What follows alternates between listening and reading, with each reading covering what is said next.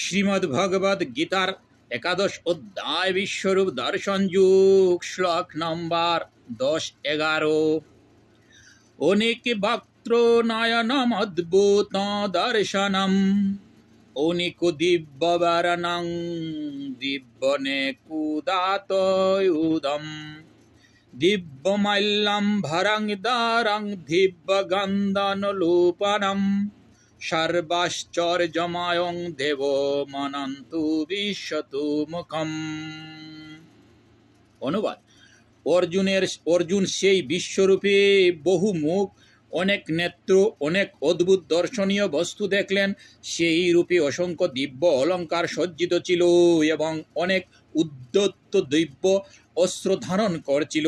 সেই বিশ্বরূপে দিব্য মাল্য, দিব্য বস্ত্র ভূষিত ছিল এবং তার শরীরে দিব্য গন্ধের দ্বারা অনুলিপ্ত ছিল। সবই ছিল অত্যন্ত আশ্চর্যজনক, জ্যোতিময়, অনন্ত ও সর্বব্যাপী। অর্জুন বিশ্বরূপে অনেক কিছু দেখলেন যা পৃথিবীতে দেখা যায় না।